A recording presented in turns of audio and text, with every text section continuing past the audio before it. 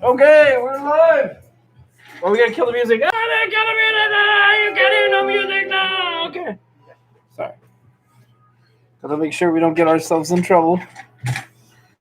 I'm gonna take off my mask so that the deaf community can read my lips, and maybe I can project a little bit. But you should be wearing your masks all the time. So I'm not wearing it right here. You don't have to worry about telling customers when they come in because they have to literally walk past that. Oh, okay. Fingers crossed. Okay, so we are going to do our DC Comics reviews. Do we have any news from the week?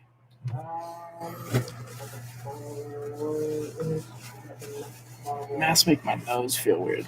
What? No. I got nothing. Oh, God. Hang on one second. I got it. You're good. Okay.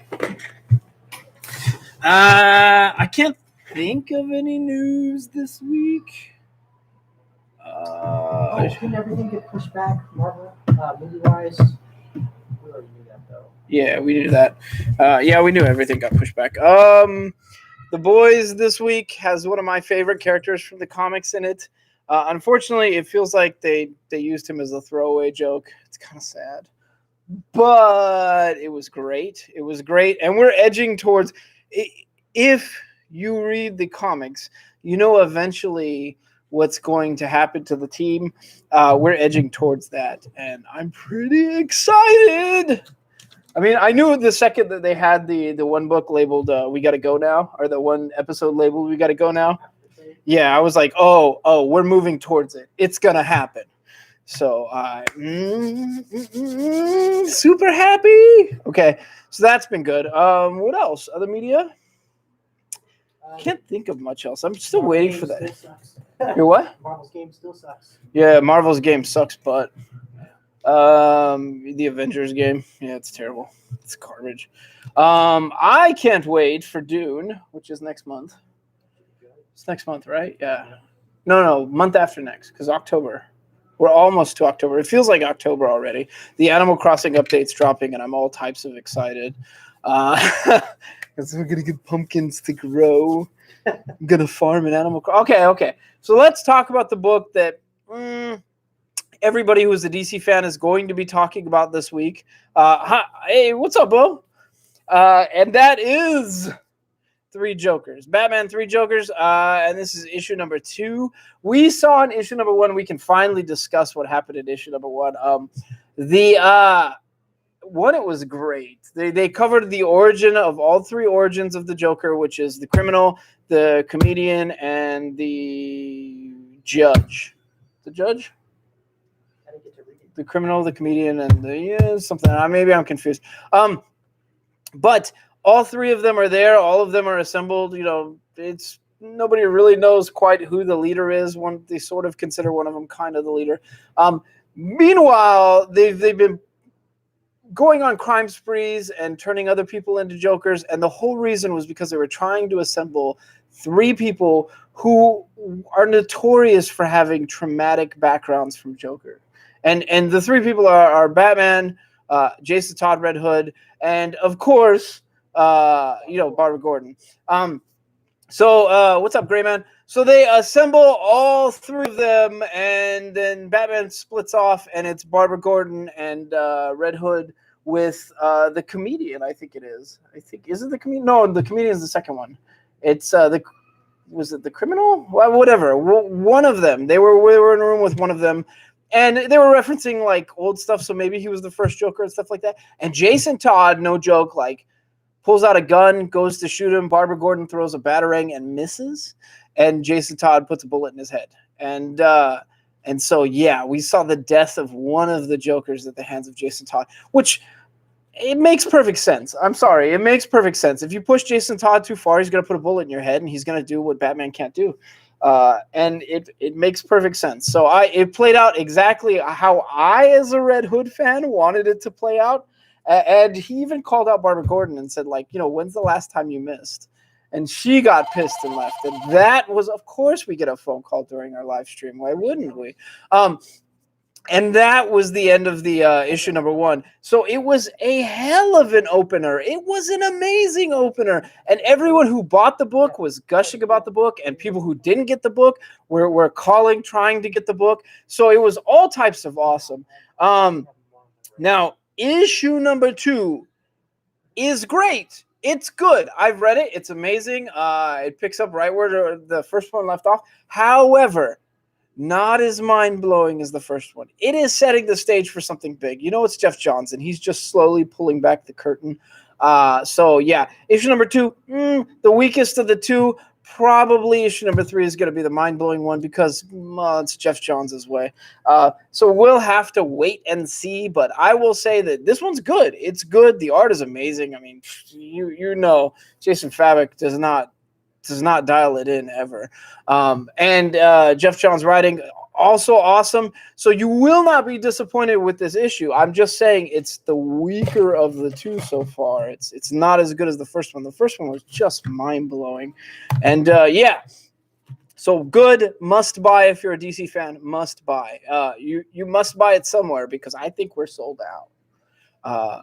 But next issue on our shelves is Sandman Universe, and of course we're talking about John Constantine's Hellblazer. And I need a moment here because we've got Tom Taylor's Hellblazer on the shelf, which everyone was calling up and wanting to get a copy of and gushing about because there's Tom Taylor's worth gushing about. But what Simon Spurrier has done something magnificent with this character and something brilliant. And the way this particular issue plays out, I mean, it plays out in dreams, and John's sort of meeting with his old self, who he's already sold his soul to, an alternate reality version of his old self. So he's dealing with that. And meanwhile, while everything is going on, it plays out in a dream state, but it also plays out in a very Shakespearean way, which honestly fits for John Constantine. I can't even talk. John Constantine in a very wonderful way. Also, you know what you get with this character because he has colorful language that is not unlike a paratrooper's colorful language. So I always feel like I'm bonding with Constantine because his curse words are exactly my curse words. Like, exactly. At one point, he says the big JF, and that's what I say pretty much all the time. So I absolutely love this Constantine. I love this Simon Spurrier Constantine. But this issue in particular kind of knocked my socks off. The one-liners, the moral quandaries, even the philosophy of something. Like at one point, I think Constantine is like, why would I imagine all these people with my faces and in my dream? This is stupid. And the older Constantine is like, how do you know it's your dream? And it's like, wow, like we're throwing some good philosophy out there. Yes, it's awesome. You must buy this issue. You must buy this issue. Also, there is a Daniel Dreaming reference in this that is pretty awesome too. Anyway, you must buy this issue. If you're a Hellblazer fan, go get it. Again, I think I've said this before, but the Rebirth Hellblazer was the weakest, and they are now fixing that because both our Hellblazer comics on the shelf right now feel like the old stuff. It's much better stuff. So if that Rebirth run of Hellblazer left a bad taste in your mouth, you're not alone. All of us as John Constantine fans kind of felt the same way, and this is much, much better. Next is, well, it's an annual, and it's Batman Superman, and if you can't tell from the cover, that's Mixoplix, Mr. Mixoplix, who should be my alternate ego since I'm Mixoplix. Mr. Mixoplix and Batmite, and they're having the age-old argument of who would win in a fight, Batman or Superman. And the way it plays out is a very childhood reminiscent argument. It feels like childhood, but it's kind of deep too.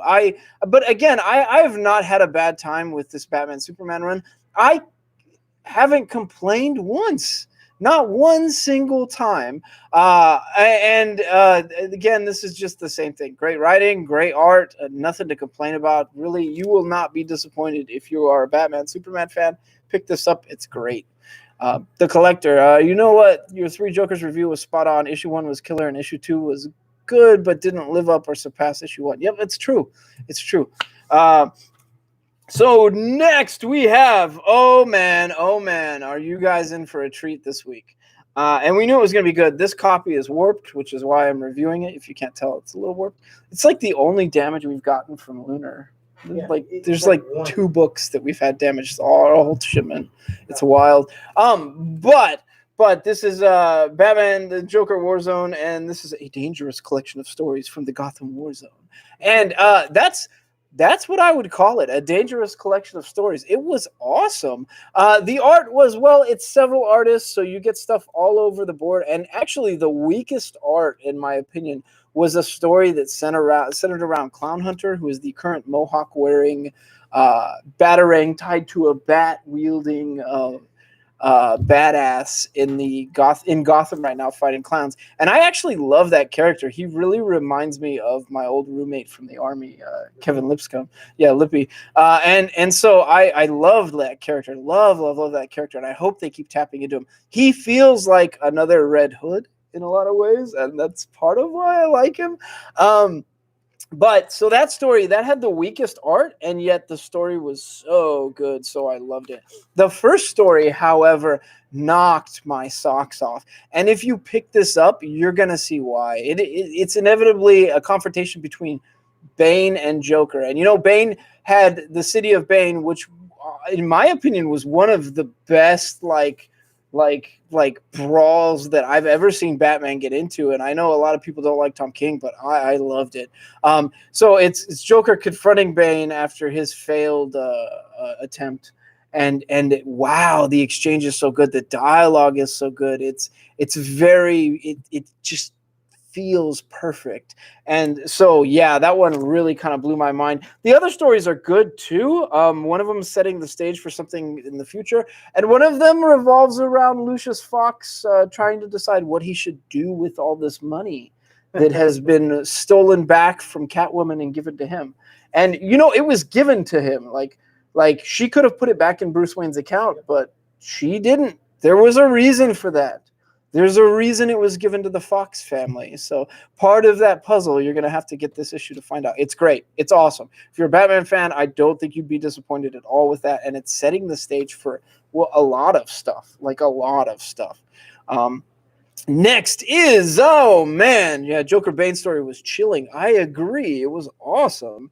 Next is another annual, and this is the Justice League annual, and this is Venditti, Lepresti, Ryan, and Baron. And, you know, okay, maybe I'm being hard on it because when people say Justice League these days, I think Snyder and get all happy.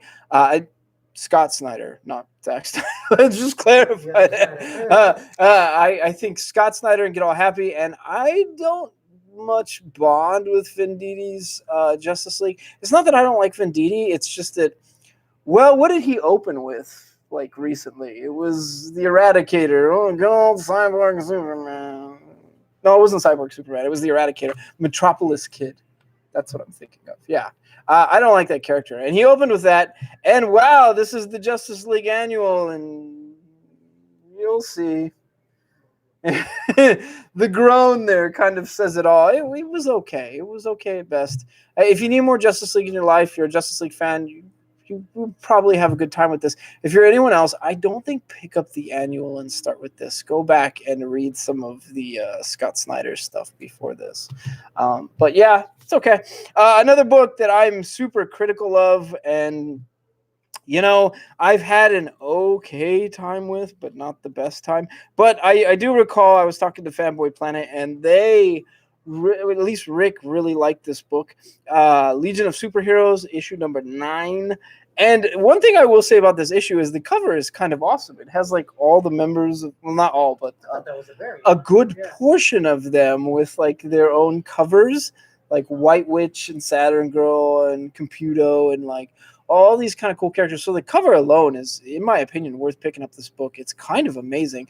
The story, though, it's a bunch of, it's one running story, but it's sort of told from a bunch of separate perspectives because all of the characters are sort of coming to the forefront to explain stuff and to discuss stuff and pretty much to present themselves as characters.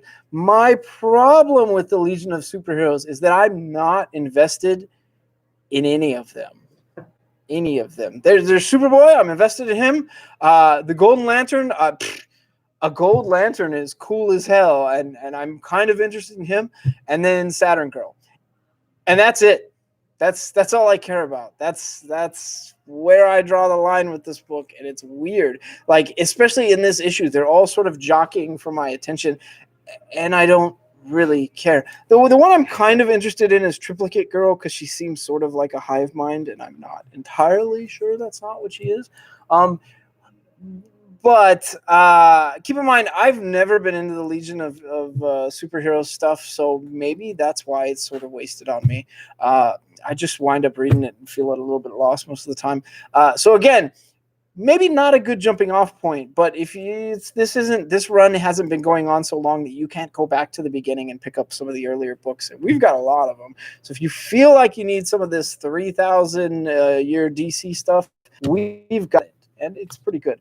Now for a book that, although it is my favorite, one of my favorite heroes, I can't say my favorite, one of my favorite heroes. This is Lobdell, Pantalina, and Prianto. I have been super critical of it lately because I didn't like the art, like, at all.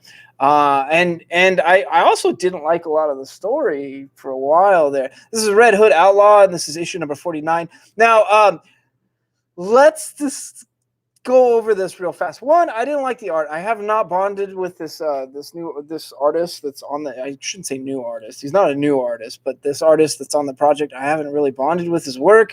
On top of that, I had the best time with the Dark Trinity stuff. I love the Dark Trinity stuff. So Bizarro and Artemis being gone just felt like a kick in the junk. And then on top of that, they birthed those other outlaw characters that were like, they were criminals, like super criminals, or meta-powered criminals. And Jason was supposed to be their mentor. It was Lex made him the offer, so he was going to be their mentor. Yeah.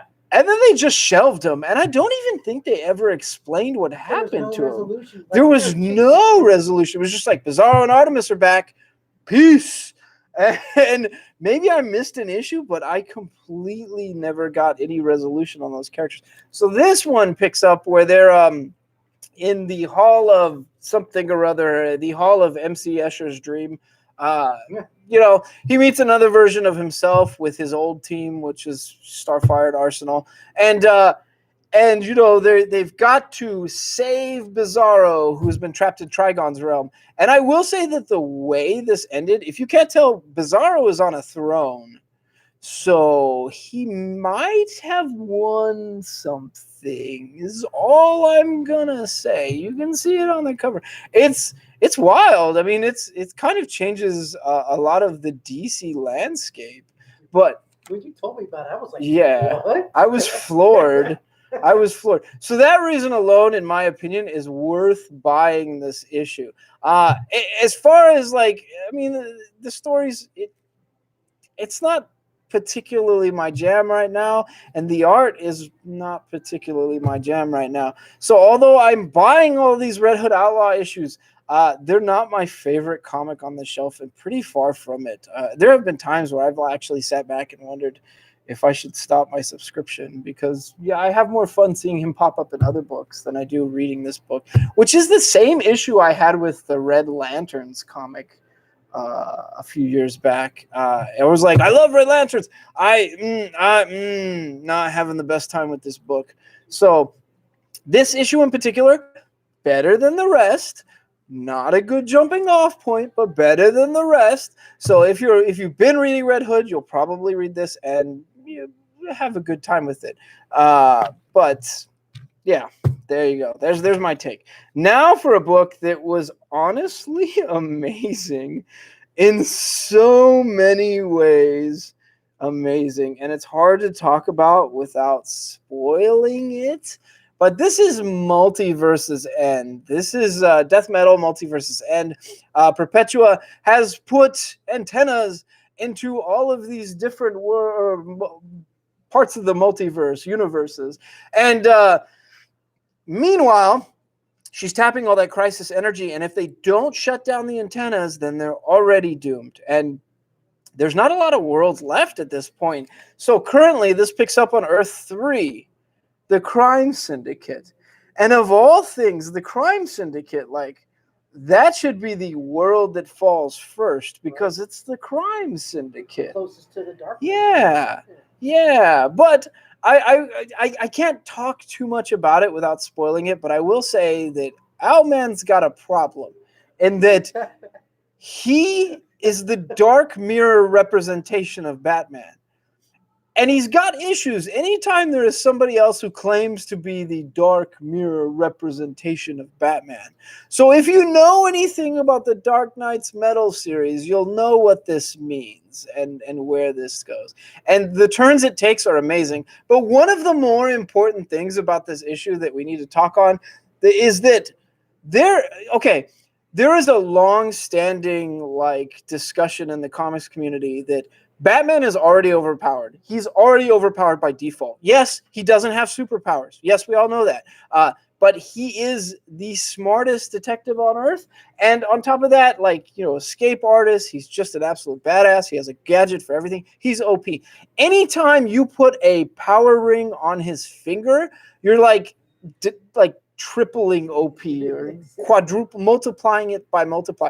So every time it's happened, he's sort of cast it off because one, Batman don't need no power ring. He never does. And two, it just feels like you've gone too far.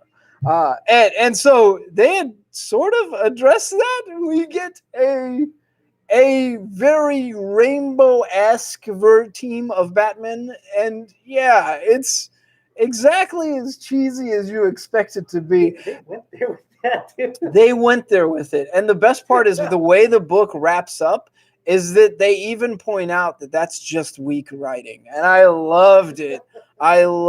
So if you are a Batman fan or you are a Dark Knight's Metal fan or anyone else, you need to pick up this book. One, there's a few first appearances, but two, this book felt good. It felt really good. And I have to give it for one time to the Crime Syndicate for making something feel that awesome. Like, it was just grand. So, yeah, must buy this week. Maybe my pick of the week. Next is another book that we laughed about this. This is Tamaki, Barberi, Santorelli, and Sanchez. They just introduced this character, Liar Liar. They just introduced this character, and now on the cover, it's like one issue ago they introduced her, The Last Stand of Liar Liar. Oh, The Last Stand. Wow, that was quick. Failed villain. It's the name. Her name sucks. The name is failure right there. This is Maxwell Lord's daughter, so Wonder Woman tapped Maxwell Lord to go up against his own daughter, who created an app that was controlling minds. This is so 2020, both in execution and in what you do get in this issue is a pretty good Wonder Woman book. I will say that this felt on point. Although, the final fight is Wonder Woman and a kid, which is weird. But as far as a Wonder Woman book is concerned, it's a great book. The art was great. The story was great. Yeah, there are references to sort of going down a rabbit hole, I think, as we're seeing something coming. Meanwhile, this villain is already out of the picture because it's The Last Stand. So, way to go. But it was good. It didn't feel like filler, which was great. I had a good time with it. Maxwell Lord, even when he's trying to be a good guy, is still a giant jerk, which is part of why I love that character. Like, anytime someone deals with Maxwell Lord, they're like, I guess I have to deal with you, but you're really skeezy, and I just feel like I should be Lysoling my hands when I shake your hand. Like, it's not good. So that's what you get there, and it was good. It was good. I have nothing to complain about. If you're a Wonder Woman fan, you would have a good time with this issue. If you're anyone else, I honestly think you might be able to. No. Go back an issue or two before you jump in. Don't jump in on this issue because it is the end of an arc.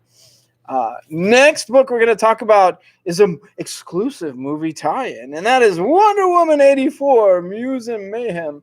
And I hope they didn't actually take scenes from the movie, Because if they did, yeah, I don't know. They like there are times where Marvel does just that. Like they do exactly the movie in comic form, and I can't stand it. Yeah. But I haven't seen them do that with DC all that often. So I fingers crossed that's not what's happening. But it says a movie tie-in, so I don't know.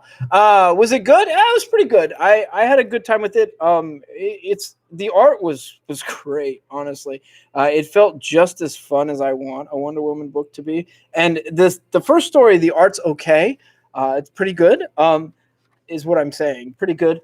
The second story, the art was really good. I don't know what was different about it. Oh wow. It just the way the art was tackled felt very Linda Carter, and It's like classic. yeah, classic and good looking. Like it was just cool looking. So I really like the art from the second story. The storylines are they're pretty good. There's nothing to complain about here. It's just it's a tie-in. We don't have the movie yet, so I'm kind of wondering how it ties in quite. So, but it was two separate stories. Didn't quite link up. They didn't link up at all, but they were good stories. One of them has Steve Rogers in it. I love anything with Steve Rogers. Steve Rogers. Steve, the other Steve. Yeah. Steve, her love interest. Steve. Did I say Steve Rogers? You said Steve Rogers. Captain I went with America. it, yeah. I got my Steves confused. That's okay, Steve. Yeah, all right, Steve. There's too many Steves around here. Why did my brain fart Dude, there? I brain farted too, man. Hang on. Steve Trevor. It just took me a minute. Brain damage is weird, guys. Too many Steves. That's your excuse. But it was pretty good. If you're looking for super excitement, thrilling before the movie to come out, this is pretty good. But I fingers crossed that movie is amazing because that first one was just they knocked it out of the park. So I mean, even if you make it sort of close to as good as the first one, I'd be happy because that first one was so good, dude. Wonder Woman in No Man's Land with the shield out, taking the Doughboy's weapon. Yeah, my only complaint is the main villain at the end of that. Like, oh, that Peter. Yeah, so Ares is supposed to be such a badass, and that was kind of. He came off. Not. Yeah, it was okay. It wasn't, but that was my only complaint. Like, but honestly, let's be honest. If the yardstick of measurement for terrible villain casting is Topher Grace and Venom, then no one is ever gonna be that bad. He said. He didn't look like Eddie Brock. He didn't look like him. Yeah, No. And hearing Topher Grace's voice coming from Venom was just. So it'll never be that bad. So whatever. Last book of the week, and this is Amanda Connor, Jimmy Palmioto, and with Alex Sinclair, and this is Harley Quinn, the Black Label. Did you read the other Harley Quinn and the Birds of Prey? No, Black Label. No, you didn't. Okay, so I have not read them, and I have a sneaky suspicion that the way this book is written is supposed to be like the cartoon show. Oh, I did read the first one. I think I did read the first one, but I haven't seen the cartoon. And everybody's raved about this Harley Quinn cartoon and how it's like over the top and everything else like that. And I have nothing to compare it to because I haven't seen it yet. So I will say it's very over the top. It's very potty mouth Harley, which was really entertaining. And her drunk dialing Poison Ivy is perhaps one of the funniest scenes I've seen all week. Oh, it's so good. She's like calling her and hiccuping, and it's like just getting worse and worse. She's like, "Hey, it's me again. Stole all the Joker's loot. Call me back." Yeah. It's so good. It's the best drunk dial scene I think I've ever read, or maybe even seen. Like, I can't think of a worse one, except for maybe what was that movie back in the day with centered around swingers? Do you remember the movie Swingers? It was like the breakout role for I can't remember both their names now.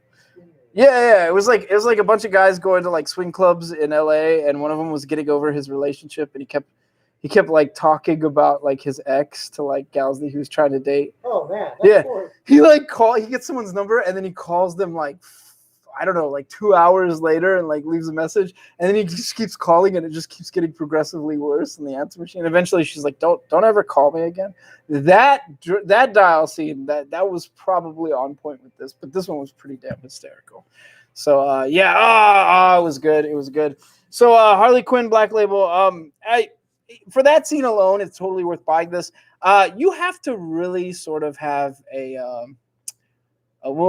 good sense of humor, a dry sense of humor, I guess, a very military-esque sense of humor to really sort of laugh at this. But I laughed the whole way through, and nothing to complain about here. I really need to go and watch that animated show.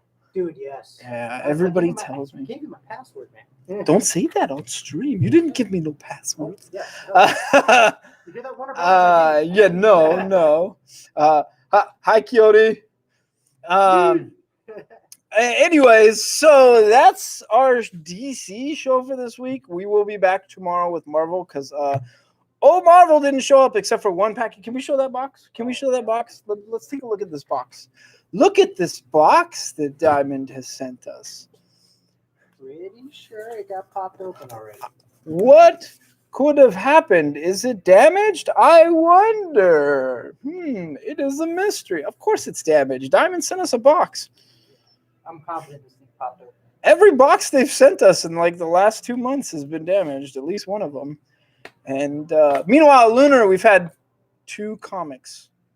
2 damaged during shipping. 2. Diamond, we have average what, 7 or 10 each shipment? I think we have a small stack going on, don't we? Yeah. Grab me that X-Men Swords of Creation. Oh, God. There. Yeah. Look at these. Yeah, I'll just grab the top one. This was last week's damage. Look how munched this is. I don't know if I can show you. If you can see it in the light, but it's just like the spine is just crushed all the way down. Yeah. The corner's got like major impacts on it. Impacts, not one impact. Impacts. So it was like, and then it's like rubbed raw on the spine. Like we pulled these out and we were like, nope, we can't give those to our subs. We're just, Diamond is a different kind of criminal. You know, if ever there was a reason to make a Batman villain that was campy and shitty, the diamond would be the worst. the diamond boxer. Yeah. Every time he throws a punch, he's like, "Our comeback is better than our setback." Why did they think that it was a good idea to use the Comics Code Authority stamp, the most hated moment in comics history, as a stamp to represent their comeback? Who okayed that? Which genius in some marketing room pitched that? Let's use the Comic Code of Authority stamp. Nobody's got any bad blood associated with that. It's like they were trying to be edgy and cool at the same time, but they just came out as not. Terrible. Horrible. That's a terrible idea, and I couldn't believe that. Man. But we can go on, and we probably will if you let us. Anyways, so it's a pretty good week for comics. It's a good week for DC, and it's looking like a good week for Marvel, too. There is an Immortal Hulk one-shot that is coming out tomorrow that people seem to be a bit excited over. And then Berserker, is that tomorrow? Berserker's tomorrow. Berserker, the Keanu Reeves comic. We're out. Well, yeah, we're already out. If you didn't order them ahead of time, they're already gone. And we're finding now with our new app that if you want books, you need to order them before the FOC, and you need to get them in quickly, because we are selling out of books, and really this comic shop needed it. So thank you guys for helping us out. And for everyone who's not getting the books they want because you're waiting too long, I'm super sorry. We're trying our best, but we just are. We're trying to balance the demand without oversaturating our shelves, and we seem to be nailing it. Not losing our mind. Yeah, and not losing our mind or losing our ass in old books.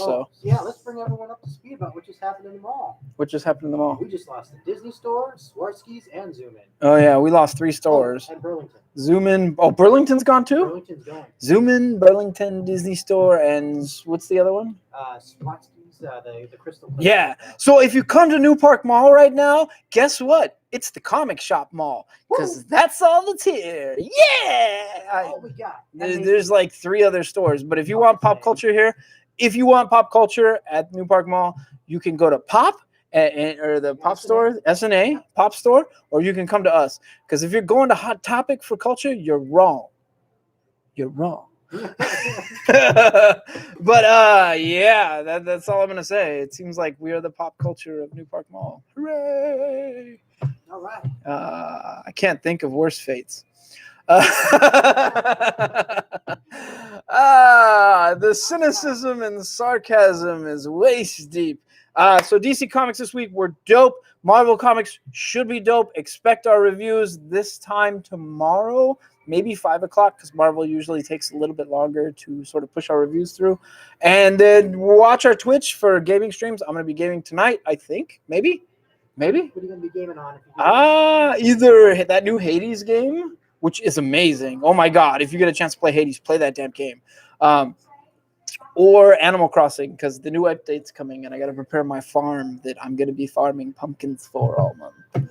So I might do both. I don't know. I like trading on Animal Crossing, but I don't know that trading on Animal Crossing is a fun stream. So we'll see. Anyways, so that's our show. We'll see you tomorrow for Marvel and Indie. Bye. Oh, you don't have a touchscreen, do you? No, I do not. Okay. Not that cool. Beep, beep, beep. So Batman 3 Jokers number 2 is still available. You want to grab A and B covers? A and B for what? Number 2, 3 Jokers. For who? For just the store, since we have none. Oh, yeah, grab more. Josh, you wanted one too. Want to make it 5 and 2? Sure. I'm gonna hit him up and tell him. I'm gonna make it 6 and 2, so he gets. Actually, I'm gonna call this kid right now, and I'm gonna make it 10. Cause you want to know what? They're fired. You're right. I don't think you should go 10 deep. 10? No, I don't. No. I don't think so. I think you're going too deep, sir. All right, I'll keep it at 7. Oh, you're still streaming.